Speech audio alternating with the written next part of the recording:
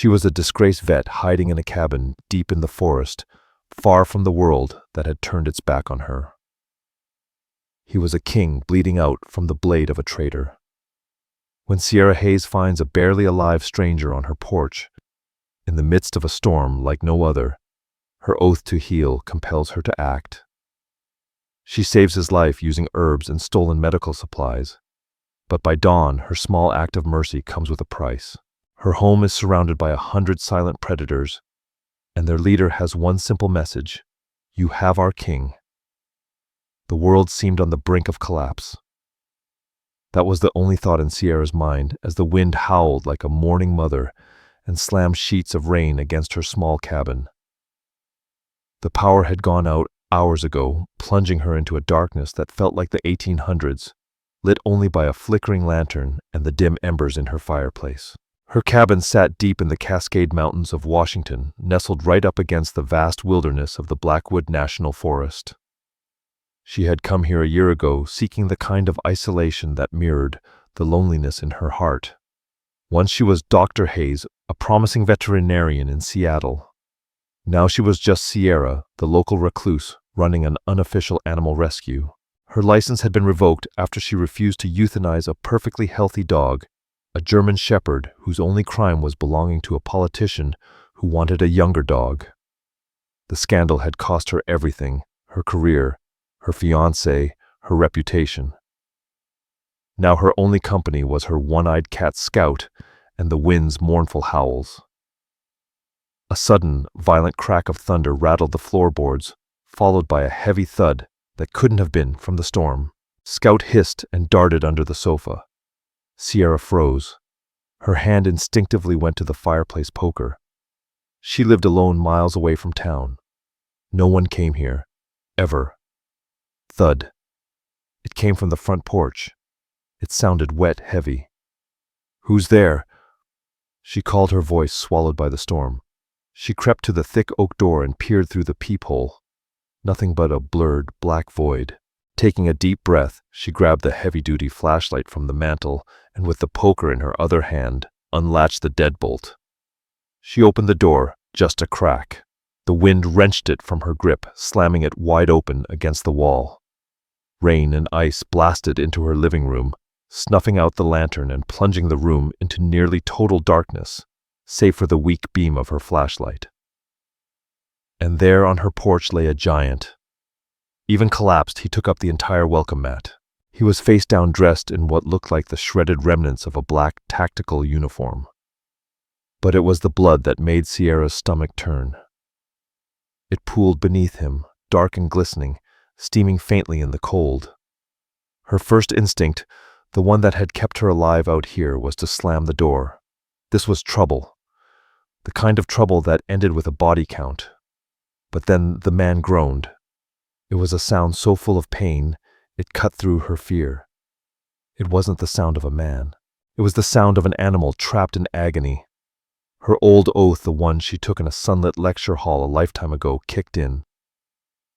"Do no harm, relieve suffering." "Damn it," she whispered. She dropped the poker and grabbed his arm, trying to pull him. It was like trying to move a marble statue. He was solid, dense muscle. Hey, you have to help me." She yelled over the storm. He didn't respond. With a grunt, she managed to wedge her shoulder under his armpit. He was burning with fever. His body was a furnace, his skin slick and clammy. She slipped and finally, fueled by desperation, heaved him over the threshold. The floorboards creaked under his weight. She slammed the door shut, locking the deadbolt and throwing her weight against it as the storm pounded. Soaked, trembling, she was now trapped with a half-dead, bleeding giant. She relit the lantern, her hands shaking. The flickering light illuminated him. He was magnificent in a terrifying way. His face was sharp with high cheekbones and a strong jaw covered in dark stubble. His hair was thick and black, matted to his skull. But it was the wound that held her gaze. A massive, ragged tear ran from his left shoulder down to his ribs. It wasn't a clean cut. It was a gash as though he'd been gored. But it was the smell that was wrong. It wasn't just iron and copper. There was something else. Acrid.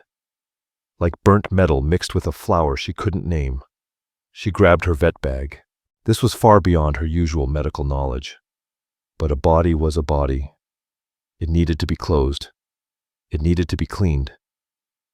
She carefully pulled away the shredded remnants of his shirt. Her breath caught in her throat. The flesh around the wound was blackened. The veins spread out like a dark spiderweb, necrotic and twisted. Oh God. Sierra took a deep breath. This wasn't just a wound. This was poison. She pressed a towel to the gash and he roared in pain. It wasn't a human sound. It was a deep, guttural growl that rumbled through her bones. His eyes snapped open. They weren't the usual hazel or amber. They were a molten gold, bright and fierce, burning with a predator's rage. Sierra stumbled back, crashing into the hardwood floor. The man, or whatever he was, tried to push himself up on one elbow. His growl rumbled deep in his chest, unyielding. "Stay back," he rasped, his voice thick with pain. "You'll die if I do." Sierra's voice shook. "You're poisoned." His golden eyes narrowed. He studied her, truly. Studying her, and in that moment, his gaze was so ancient, so intelligent, it sent a chill straight to her core. He wasn't looking at her like a threat. He was looking at her like a healer. "The poison isn't for you to worry about," he said, his words strained. He gritted his teeth and collapsed back onto the floor unconscious. Sierra's heart thundered in her chest. Every instinct screamed at her to run, lock herself in the bedroom, and wait for this nightmare to end. But she couldn't. He was a person, maybe. A patient, certainly. And he was dying on her floor. "Okay," she whispered to the empty room. "Okay, Dr. Hayes, triage." For the next 4 hours, Sierra worked feverishly. Her mind focused entirely on saving him. The storm outside provided the perfect soundtrack for the battle she fought inside. First, the poison. It was clearly necrotic, eating away at his flesh. But it was also familiar. She had seen something like it once in a textbook on rare toxins, aconite wolf's bane. But this was something else. Something that made the wound sizzle when she flushed it with saline. She grabbed her suture kit, the strongest antibiotics she had left from treating a horse, and a bottle of whiskey. "This is going to hurt," she muttered under her breath. She cleaned the wound as best she could. His breathing was shallow and he was completely unresponsive. But when she began to probe the gash with forceps, he woke up. Not just woke up, he exploded. He roared, his hand shooting out and gripping her wrist with a strength that felt otherworldly. Sierra cried out as his fingers tightened around her, the grip of a vice. "Let me go," she gasped. His eyes blazed gold again, his fangs elongating past his lips. "You have to," he snarled, his voice strained with pain. "There's something in the wound. It's killing you. I have to get it out." He stared at her, and she realized for the first time that he wasn't seeing her as a threat. He was seeing her as a healer. The gold in his eyes receded, replaced by hazel clouded with pain. "What is it?" he forced out. "It looks like metal," she said. "Fragments. Silver." A violent spasm ran through his body and he shuddered in agony. "Get it out," he growled, his voice raw. "Do it." He released her wrist, his body bracing against the side of the fireplace. His fingers dug into the wood like claws, his face twisted in pure agonizing expectation. "I don't have anesthesia," she whispered, her voice small. "Do it," he ordered, his voice a low growl. Sierra took a swig of whiskey, then poured a generous amount onto the wound. He didn't even flinch. He just watched her with those intense, burning eyes. She went in with the forceps. The moment the steel touched the silver, he screamed a sound so raw it felt like the storm itself had exploded in her ears. He thrashed, but he didn't pull away. His knuckles turned white on the fireplace mantel. She pulled out the first fragment, a twisted barbed piece of silver, coated in black blood. "There's more," she said, her hands slick with sweat. "Dorian," he whispered, his head falling forward. "Traitor." Sierra didn't know who Dorian was, but the words sent a jolt of understanding through her. Sierra's voice was firm as she reached for the second piece of silver. "Hold still. I'm saving you from him." It took an hour of him grunting, growling, and shaking while she methodically pulled the fragments of silver from his flesh. 7 distinct shards, each one leaving him weaker. When the last one clinked into the metal bowl, he went limp. "Don't you dare die," Sierra snapped, pressing her fingers to his neck. His pulse was weak, frantic, like the flutter of a dying butterfly. Switching gears, she became a chemist. She rushed to her pantry, grabbing the poultice of charcoal to draw out the poison mixed with yarrow to stop the bleeding and ease the healing. It was a remedy her grandmother swore by. She packed the steaming herbs into the gash. This time his reaction was different. He didn't roar. He sighed deep, shuddering, like the wind finally calming after a storm. The blackness in his veins seemed to pause, then slowly, miraculously, begin to recede. 2 hours later, she finished stitching him up. Her sutures were neat and practiced, like closing up a bear's thick skin. By the time she tied the final knot, the storm had softened to a drizzle. The first pale hint of dawn brushed the horizon. He was alive. His breathing was deep even. His fever had broken. The color returned beneath the dirt and blood that stained his skin. Sierra sat back on her heels, her entire body aching. She was covered in the herbs she'd applied, her hands slick from the silver. "What in God's name are you?" she whispered, staring at the man she'd saved. He didn't answer. He was in a deep, healing sleep. Exhausted, Sierra stood up. She walked to the window, pushing aside the curtain, to check the new dawn, to reassure herself that the world was still as it should be. It wasn't. Her blood ran cold. The pale light revealed the forest, and it was full of eyes. A silent, solid ring of them. She wasn't looking at people. She was looking at wolves, massive timber wolves, larger than any she'd ever seen, standing shoulder to shoulder, their breath rising in the cold air. They weren't moving. They were just watching. She counted 10, 20, 50. Her hand shot to her mouth as she stumbled back. Her yard, her porch, her driveway, it was all surrounded. 100 wolves at least had formed a perfect, inescapable perimeter around her cabin. Her heart, which had been pounding with adrenaline, seized now with a cold primal fear. This wasn't a rescue. This was a nightmare. She was trapped. Backing away from the window, her eyes locked on the man lying on her floor. He was the cause. He was the focus. They weren't here for her. They were here for him. As if her fear had summoned him, his eyes snapped open. They were clear now, no gold, just a deep, sharp, intelligent hazel. He looked at her, then down at his own chest, now neatly stitched and bandaged, before locking eyes with her again. "You saved me," he said. His voice was different now, not the pained rasp, but a deep, resonant baritone that commanded the air in the room. "Who are you?" Sierra demanded, grabbing the fireplace poker again.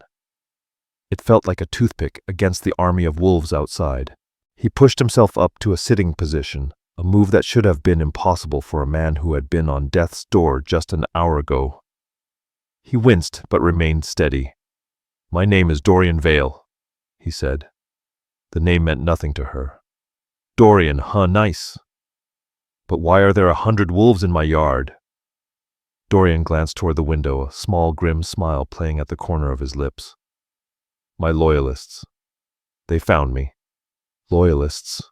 Sierra echoed, her brow furrowing. "What are you, a cult leader?" Dorian stood towering over her, even taller than she'd imagined, at least 6'5". His body, a dense mass of muscle, his blood-soaked clothes doing little to hide his power. "I am," he said, walking toward the door, "their king." Before Sierra could process that, the front door, the one she'd locked and deadbolted, was struck with massive force. The wood splintered. Dorian! A voice roared from outside. Alpha, are you in there? Dorian leaned his head against the doorframe, a flicker of weariness crossing his features.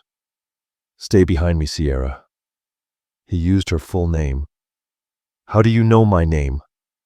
She asked, confused. It's on your mail, he replied, nodding toward a stack of letters on the console table.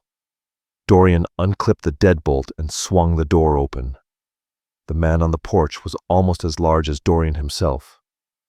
He was blond with a face carved from stone and a thick braided beard, flanked by two others, all dressed in the same utilitarian, paramilitary gear that Dorian had worn. They froze when they saw him. They didn't fall to their knees, but instead dropped into a low, respectful bow, one fist pressed to their chest. My king, the blond man said, his voice thick with relief. We thought Julian's men said you were dead. They said he finished you near the human territories, the man added. He tried. Dorian replied, his voice flat and cold. This human Dorian gestured towards Sierra, prevented it. 100 pairs of eyes, human and wolf, turned to her. Sierra felt like a mouse caught in the gaze of a hawk. The wolves outside were shifting their forms, blurring and twisting as they transformed from wolf to human. It was a bone-crunching, impossible change. They were shifting to shield their leader. They were a pack, an army. The blond man, clearly second in command, straightened, his cold eyes locking on Sierra. A human, he muttered, his tone assessing. You brought him inside. You touched him. I saved him. Sierra snapped, her fear now overtaken by indignation.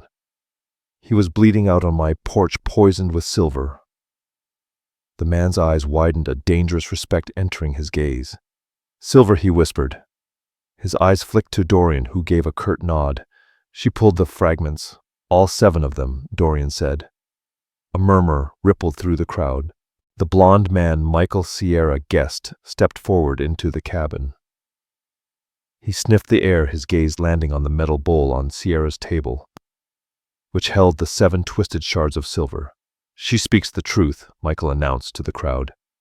His expression remained unreadable as he turned back to Sierra. You're a healer, he said. I was a vet. Sierra's voice wavered again. I didn't want him to die. Dorian placed a hand on Michael's shoulder. Michael, this is Sierra Hayes. She's the reason I stand before you. She is to be treated as an extension of myself. Dorian's tone left no room for argument. She is under my protection. Am I clear? Michael's eyes flashed with surprise, maybe even disapproval, but he nodded sharply. Clear, Alpha King, he said, turning to the pack. The king lives. Michael declared, his voice carrying. He is weak, but he lives. A primal cheer erupted from the wolves. It was a deafening chorus of howls and human cries, a sound so raw and powerful it made the trees tremble. Get me a communications kit, Dorian ordered, his voice now hard with command. Set up a perimeter! Julian knows I came this way, he continued, his eyes narrowing. He will have sent trackers. Sierra interrupted, her voice sharp. What's going on? What are you? Dorian turned to her fully, his deep hazel eyes meeting hers. For a moment, he looked exhausted. We are the others, he said quietly. The ones who walk in the woods. The stories you tell your children to scare them. We are lichen. We're wolves. Michael added, his voice low with a hint of disdain. Sierra breathed the word, the weight of it sinking in. Wolves, she said softly, almost disbelieving. It's a crude term, Michael muttered. Accurate, though, Dorian said, his voice steady. I am the Alpha King of the Wolf's Edge clan, which governs all packs in this hemisphere, and I'm at war. Sierra's mind reeled. The man who tried to kill me. Dorian continued, his voice colder now. The one who poisoned me was my brother. The revelation hung in the air, heavier than any threat or poison. Your brother, Sierra repeated the words, not quite fitting in her mouth. Her adrenaline was fading, and in its place a deep, unsettling weariness took over. Dorian nodded and accepted a canteen of water from one of his men. He drank deeply before continuing. "My brother Jace Vale," he said, and Sierra's blood ran cold. Jace. The name she'd heard whispered a name Dorian had used to speak of integration of laws to protect their kind in the modern world. But now she knew the truth. "He's been stoking the fires of the old ways," Dorian said, his voice like ice. "He believes us weak." Michael's growl cut through the tension. "He thinks the king's diplomacy is a betrayal of our nature," Michael added, his voice low with disgust. "He wants war not just among ourselves, but with you." Michael jabbed a finger toward Sierra. "With humans." Sierra sank into a chair, her thoughts swirling. "So he staged a coup," she muttered, barely able to process the words. "He did." Dorian confirmed, his voice grim.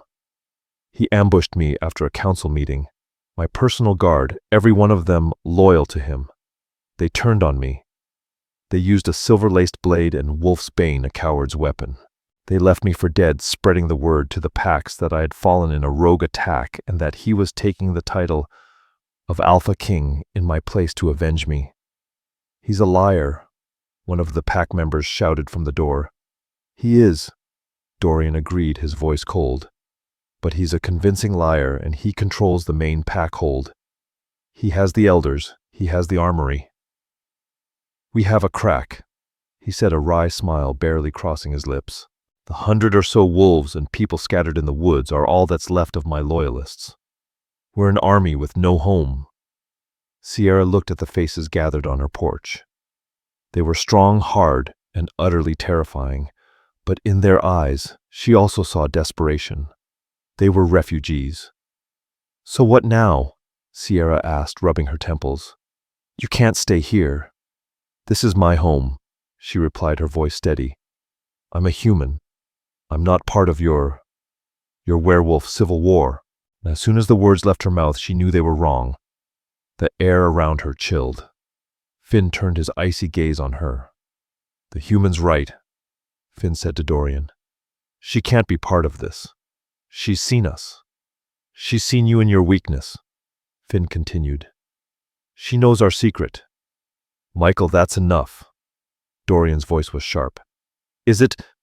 Michael challenged, stepping closer. He was the only one in the room daring enough to do it. "Alpha, I respect your command," Michael said, his voice low and measured. "But she's a weakness, a loose end. Julian's trackers will find this place. They'll smell your blood, and they'll smell her on you. They'll put 2 and 2 together. She must be dealt with." The implication was horrifyingly clear. Dealt with. Sierra stood, her fear replaced by cold fury. "Are you threatening me in my own home?" she demanded. "It's a tactical reality," Michael stated, his hand moving toward the knife at his hip. "Touch her." Dorian's voice dropped an octave, each word a promise. "And you'll lose that hand, Michael." The shift in Dorian was immediate. He wasn't the wounded man anymore. He was the king. The air in the cabin thickened, crackling with an unseen force. Michael, for all his bravado, took a step back, his head instinctively lowering in submission. "My king, I only meant—" "I know what you meant." Dorian cut him off, his voice cutting through the tension. "And I say again, Sierra Hayes is under my personal protection. She is packed not by blood, but by her actions. She healed her alpha when his own betas turned on him. That is a bond our most sacred laws recognize. You will treat her with the respect she has earned." When Dorian spoke, the room fell silent. The world itself seemed to listen. The 100 wolves. The hardened soldiers, every single one of them, lowered their heads in acknowledgement. Sierra's jaw dropped. She was pack. Dorian turned to her, his expression softening almost imperceptibly. "Sierra," he said, his voice sincere, "I'm in your debt. My pack is in your debt. But Michael's not wrong about one thing." "You're in terrible danger," Dorian continued, his voice grim. "Julian won't stop until I'm dead, and he'll kill anyone who stands in his way." "So what are you saying?" Sierra asked, her voice shaking with a mix of disbelief and dread. I'm saying, Dorian said, his tone heavy with resolve, that your home has just become the most dangerous place on earth for you. He glanced around the small cabin, his eyes narrowing. And it's also the only fortress my army has. The political lines are drawn.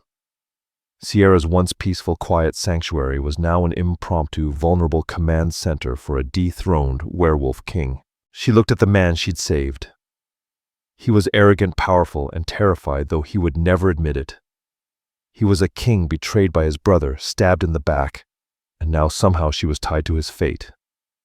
Well, Sierra said, walking over to her coffee maker, realizing with a sinking heart that the power was still out. If you're going to be my new roommates, the least you can do is fix my generator. Michael looked at her confused. Dorian's lips quirked into a faint, weary smile. It transformed his features, making him look devastatingly handsome. Michael, Dorian ordered, go fix the lady's generator. The next 24 hours were the most surreal of Sierra's life. Her once quiet, isolated cabin had transformed into a buzzing military outpost. The men and women moved with silent, efficient purpose, their energy barely contained, making the air around them hum. They set up watch rotations, reinforced the doors and windows. In the backyard, they set up a field kitchen, while their eyes never strayed far from her. Finn in particular seemed to hover around her like a shadow. After fixing her generator in about 30 seconds, his hands, surprisingly skilled, his animosity toward her shifted into a wary surveillance. He didn't trust her. He saw her as a complication, a human in a world where there was no room for her kind. Sierra, for her part, did her best to stay out of the way. She retreated to her small clinic, the shed attached to the cabin where she treated local wildlife. There, out of nervous energy, she began to take inventory. 6 hours later, Dorian found her there. He had cleaned up, now wearing fresh tactical pants and a black t-shirt one of his men had given him. The clothes stretched tightly over his broad shoulders and chest. He looked every bit the king. You're organizing, he observed, leaning against the doorframe. It calms me. Sierra didn't look up from the shelves of herbs and expired antibiotics. Better than sitting in there, watching your men clean their guns and glower. They're not glowering, Dorian said with a chuckle. They're curious. They've never seen a human stand up to Finn. To be honest, they've rarely seen anyone but me do it, Dorian added. He's a bully. He is my beta. He corrected, though not unkindly. His job is to see threats, and you so fear are a very significant threat. Sierra spun around. I'm a threat. I've been nothing but accommodating. I saved your life. I'm letting you turn my home into a military base. How am I a threat?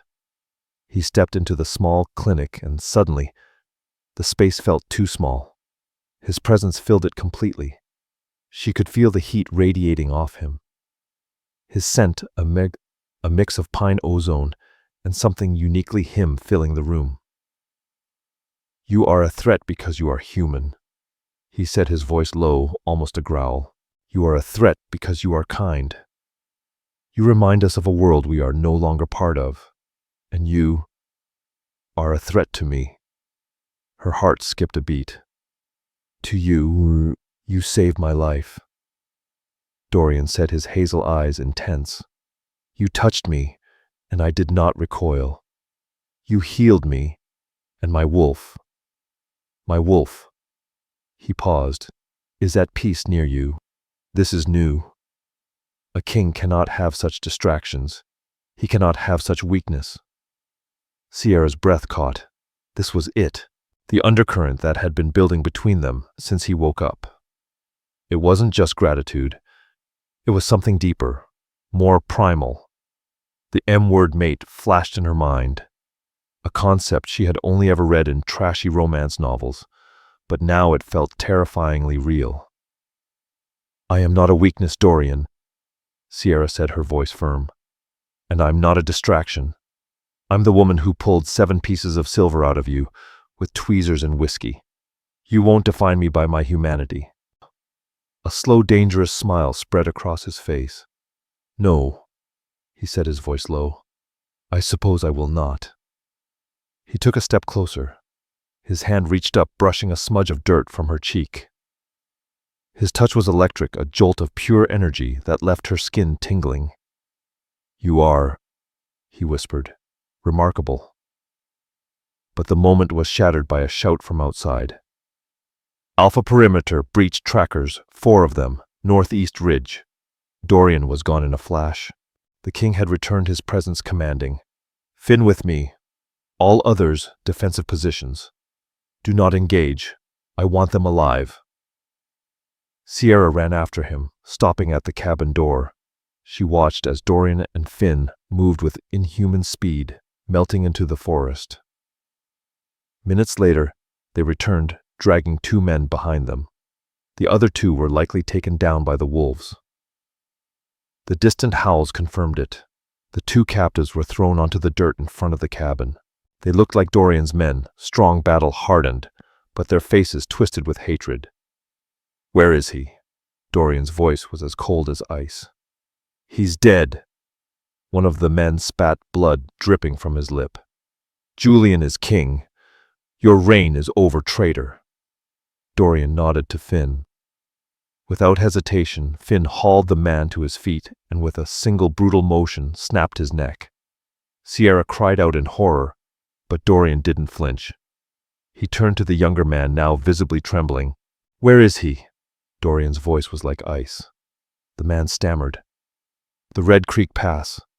He's calling the Alphas, making them swear loyalty. He's holding their families, Alpha leaders, their pups, to ensure their obedience. A wave of pure unfiltered rage rolled off Dorian.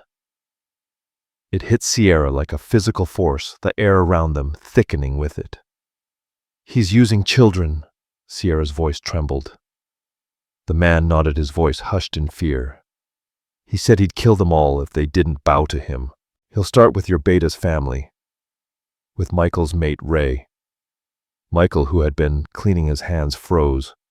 Ray, he whispered, his face draining of color. He has her. He's going to make an example of her.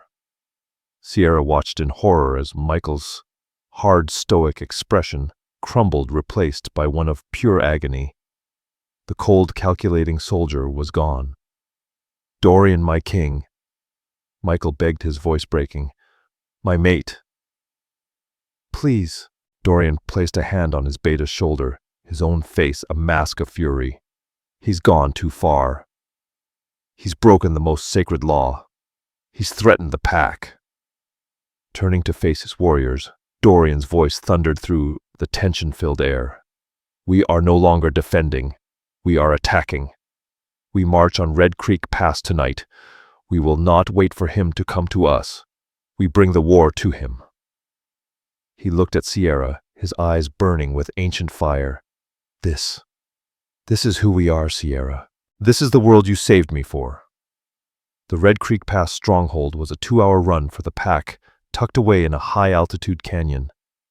For Sierra, it felt like an impossible distance. You're not coming, Dorian said firmly, his voice leaving no room for argument. He was strapping on a Kevlar vest, his face grim. I'm not staying here, Sierra argued, throwing medical supplies into a backpack. You're all going into a fight. You'll have wounded. You'll need me. I'm not a soldier, but I am a damn good medic, she insisted. Finn, his voice clipped, added, She's right, Alpha. We'll need a healer, and she's under your protection. Safer with us than here as bait. Dorian looked at her, his jaw tightening. He hated this, hated bringing her into his world of violence. But he nodded. Fine. You ride with me, but you do exactly as I say. You are a non-combatant. You stay back. You heal. You do not fight. Understood? Sierra zipped up the bag and nodded. With a silent signal, they moved as a unit. Dorian and Finn carrying Sierra between them, their speed unnatural as they raced through the forest. In under an hour they arrived at the Red Creek stronghold, a fortified collection of old mining buildings, now reinforced with steel. It was a fortress, and it was crawling with Jace's wolves. "They're expecting a siege," Dorian murmured, scanning the compound with binoculars. "They're not expecting a ghost." He signaled to his pack with a few quick hand gestures. The pack split into 2 units. Michael would lead one to create a loud diversion at the main gate. The other Dorian's unit would enter through a forgotten ventilation shaft beneath the compound. "Be safe," Sierra whispered to Dorian as he prepared to enter the tunnel. "I don't have that luxury," he replied softly, then gripped her shoulder, a silent promise. "Stay with the rear guard, do not move." When the battle exploded with a roar, Michael's team launched the assault and the compound erupted into chaos. Gunfire and growling filled the air. Sierra found a small alcove in the rocks, hidden with 2 other pack healers, her heart in her throat. Suddenly a voice came from behind her. Well, look what we have here." Sierra spun around. It was one of Dorian's men, part of their rear guard, but his eyes were cold. Too cold. "You're not supposed to be here," Sierra said, backing away. "Neither are you human," he sneered, lunging at her. He was one of Jace's spies left in Dorian's guard to betray him. Sierra screamed. She grabbed the first thing she could, a metal tray of surgical tools, and threw it at him. He swatted it away with ease. But the delay was enough. A massive black and gray wolf, furious and wild, slammed into him from the side, tearing him away from Sierra. The wolf pinned him down, then shifted. It was Finn. "Are you hurt?" he barked, not even looking at Sierra as he hauled the traitor to his feet. "No," Sierra panted. "Where is Ray?" Finn's roar shook the air as he shook the spy violently. "My mate, where is she?" "She's not a prisoner." The man choked, laughing bitterly. "She's a guest." Finn's face went blank. "What?" he demanded. "She's been with Jace for months." The man spat. "She's the one who lowered the wards. She's the one who gave us the silver. She never loved you, you dumb ox. She loved power." Finn's roar of denial shattered the air. It was the sound of a soul being torn apart. He didn't kill the man. Instead, Finn dropped him, and with a guttural growl, he sprinted toward the main compound, heading toward the sound of Dorian's battle. "Michael, no!" Sierra screamed, running after him. She found chaos. Dorian was in the center of the main square, but he wasn't fighting Jace. He was in his full wolf form, a massive black beast that dwarfed all others. And standing beside Jace, a silver-plated pistol in her hand, was a beautiful dark-haired woman. Ray. "He's too strong, Jace!" Ray screamed, firing at Dorian. The silver bullets bounced off him, his supernatural speed making him untouchable. "Dorian!" Finn bellowed, shifting into his wolf form. Finn launched himself, not at Jace, but at Ray. "No!" Jace shouted, moving to intercept. It was the ultimate betrayal. Ray had been Jace's lover, his inside woman. The entire story about her being a captive was a lie to lure Finn, and by extension, Dorian, into a trap. Dorian, seeing his beta charge headlong into a fight he knew would be suicidal, shifted back to human form. His body crackled with power. "Jace, stop this," he said, his voice low and cold. "It ends tonight, brother." Jace snarled fury, twisting his features. He raised his silver pistol not at Dorian, but at Finn. But Sierra saw it. Ray, recovering from Finn's tackle, was aiming her gun not at Finn, not at Jace, but at Dorian's exposed back. "Dorian!" Sierra screamed, her body moving before her mind even caught up. She grabbed the first weapon she could find, a heavy steel pipe from a pile of debris, and ran, driven by a surge of adrenaline she never knew she had. Ray fired. Sierra swung the pipe with everything she had, smashing it into Ray's gun hand just as she pulled the trigger. The shot went wild, the bullet ricocheting off the wall. Ray screamed in pain, her hand shattered. She looked at Sierra with pure, unadulterated hatred. "You bitch!" Ray lunged at Sierra with a silver dagger. But Dorian was there faster than light. He grabbed Ray by the throat, lifting her off the ground. The sound of her neck snapping was a sickening, dull crack in the sudden silence. Dorian dropped her body and the fighting stopped. All eyes turned toward the lifeless form of Ray.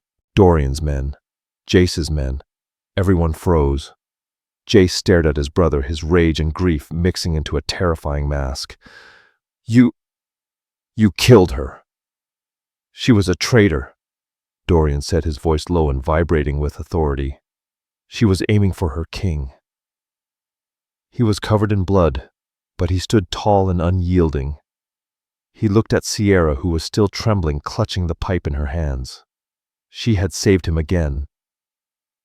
The two brothers stared at each other across the blood-soaked compound. The war wasn't over. It had only just reached its peak. The compound was a ruin of shattered stone and splintered wood, silent except for the ragged breathing of the wounded and the low animalistic sounds of grief. The sharp metallic scent of blood and silver hung thick in the pre-dawn air, a nauseating stench that clung to the back of Sierra's throat. Jace stood defeated. His chest heaved as he looked at Ray's broken body.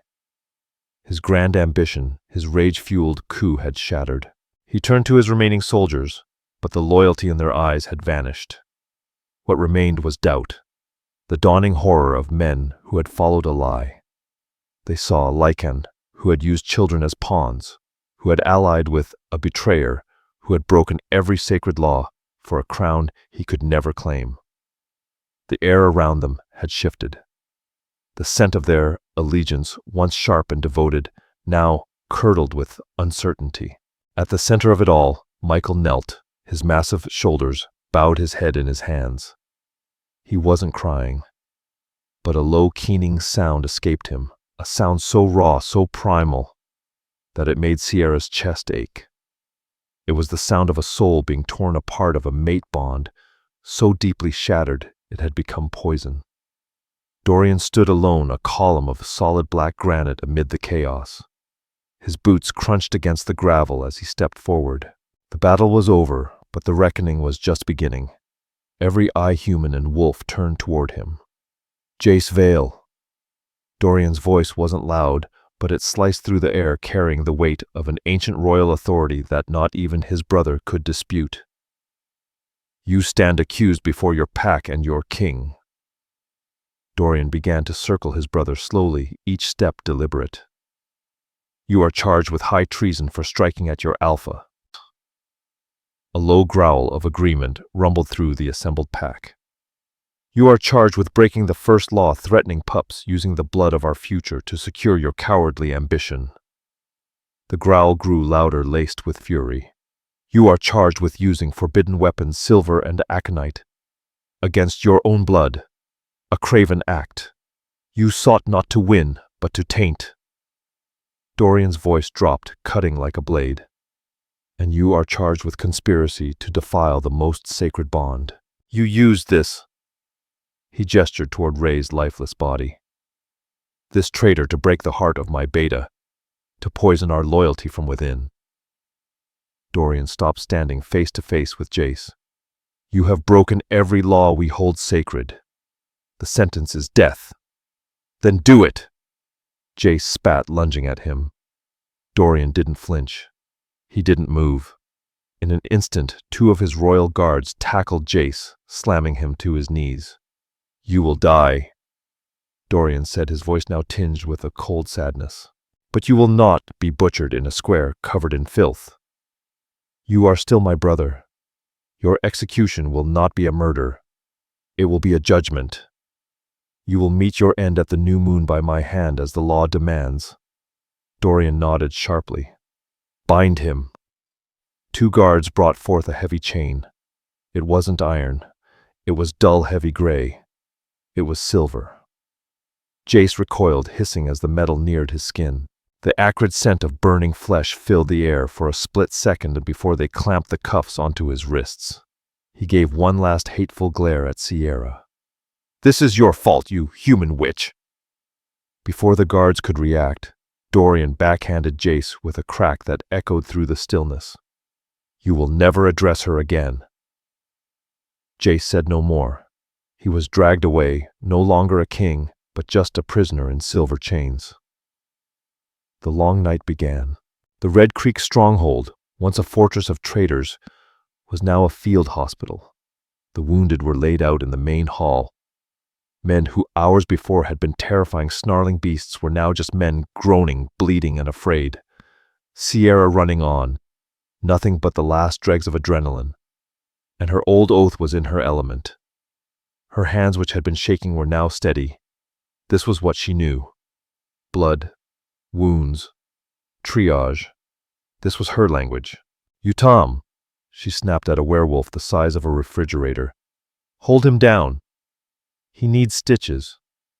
"You," she barked at another. "Boil some water and get clean rags." "Now pressure," she commanded, pressing a rag into his hand to apply it to a gushing wound. "Don't you dare let up." She was a whirlwind, a small human tempest in a room full of giants. And they obeyed. They obeyed without question, their fear of her medical authority eclipsing their pride as lichens for the moment. She worked for hours. She watched detached and clinical as their bodies fought to heal.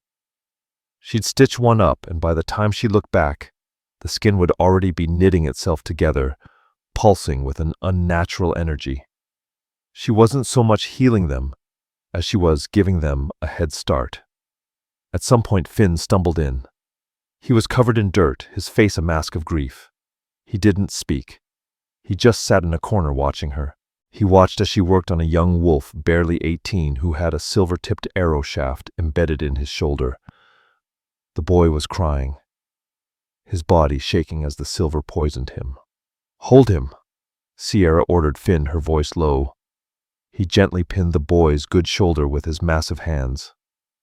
Sierra took a deep breath, grabbed the shaft with her forceps, and in one clean, brutal movement pulled it free. The boy screamed. The scent of silver and blood was overwhelming. "It's out!" As Sierra panted immediately, packing the wound with the charcoal and yarrow poultice she'd had the foresight to prepare. "He'll live."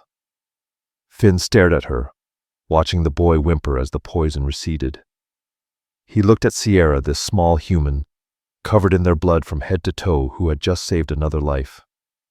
He said nothing, just a single sharp dip of his head, and then he was gone, leaving the room as silent as the night that still hung heavy in the air.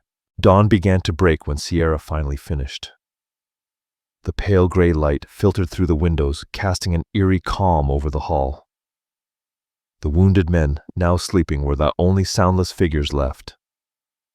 Sierra was cleaning her tools in a bucket of water, her hands aching her entire body, one large trembling bruise. Then she heard a single steady footstep, and she didn't need to look up. Dorian. "Sierra."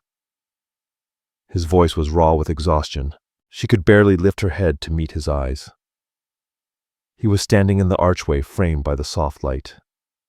He looked different, clean. His clothes simple black t-shirt and pants, yet he still looked every inch the king, composed, powerful, untouchable. And for the first time since she'd met him, Sierra felt tiny. "You're shaking," he observed softly. Sierra let out a breath that was somewhere between a laugh and a sob. "I'm shaking," she said, her voice cracking, "because I spent the last 6 hours pulling lead and arrows out of men who aren't entirely men." She wiped at her eyes, feeling the tears she'd been holding back for hours finally threaten to spill. "I'm shaking because I watched you snap a woman's neck like it was nothing."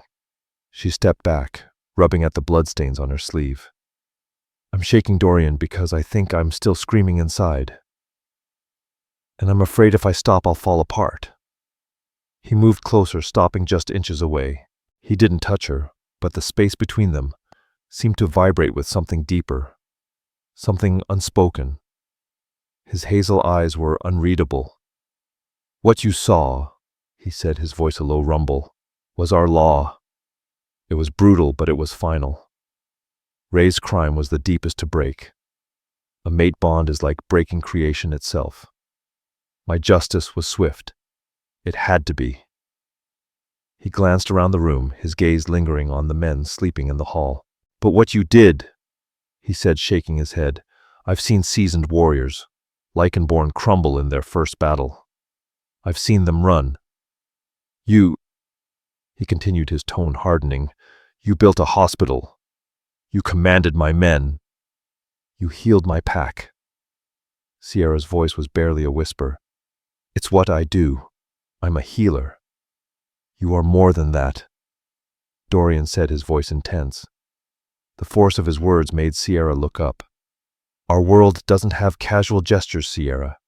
Every act has weight. When you saved me, you claimed a life debt from the Alpha King. When you saved my pack, you claimed the gratitude of the Wolf's Edge clan. And when you faced down Ray, you declared for us.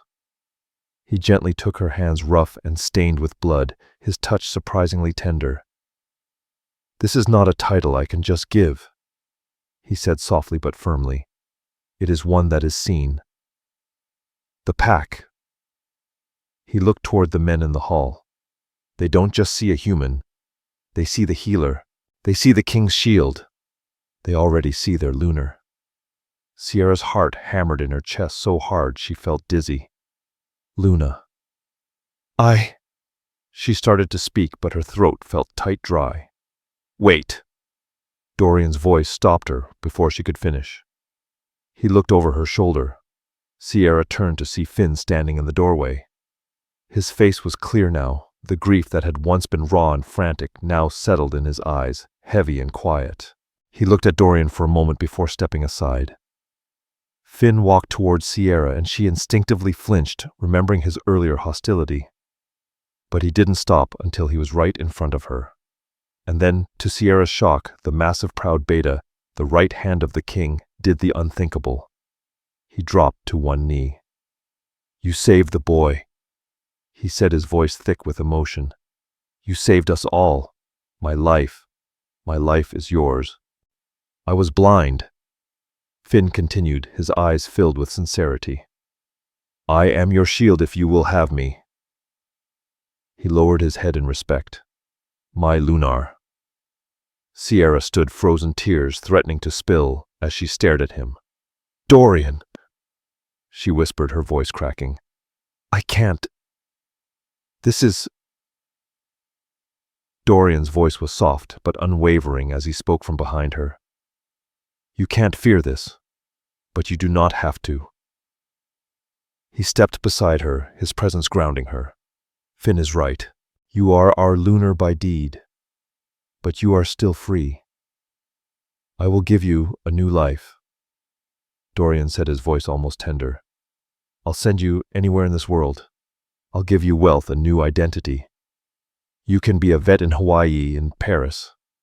You can forget us. You've earned the right to forget all this. The offer was tempting, a life of peace. No more blood, no more kings, no more wolves. Sierra looked at her hands still clasped in Dorian's. She looked at Finn kneeling before her, and she thought of her old, quiet, empty cabin. She had been safe. But she had been hiding. She hadn't been living.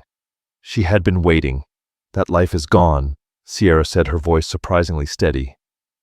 It was gone the second you collapsed on my porch. But I don't think I'm hiding anymore. She wasn't Dr. Hayes, the disgraced vet, anymore. She wasn't just the reclusive woman living in isolation. She was the one who'd faced down traitors, who'd healed a pack, who'd saved a king. She looked at Dorian, this impossible man, this creature of shadows and honor, this king, this beast. He was arrogant and dangerous and broken. And he was hers to heal, just as she was his. She squeezed his hand. I can't go to Hawaii. Dorian, she said, a soft smile tugging at her lips. My patients are here. A slow smile spread across his face, one of such deep, profound relief that it stole her breath. He nodded to Finn, who rose with a look of fierce new loyalty in his eyes. Dorian lifted Sierra's hand to his lips, pressing a kiss not to her knuckles, but to the pulse point on her wrist. A claim. a promise.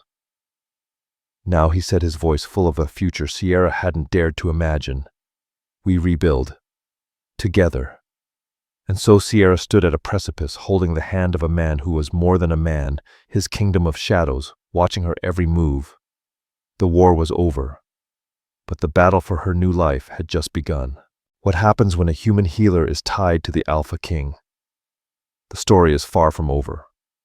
If you were breathless from that twist, make sure to like this video and subscribe to the channel for more stories just like this. Don't forget to hit that share button and let your friends know about the Alpha King and the woman who healed him. And we have to ask, what would you do if you were Sierra? Would you take his hand? Comment below. Thanks for listening, and we'll see you in the next story.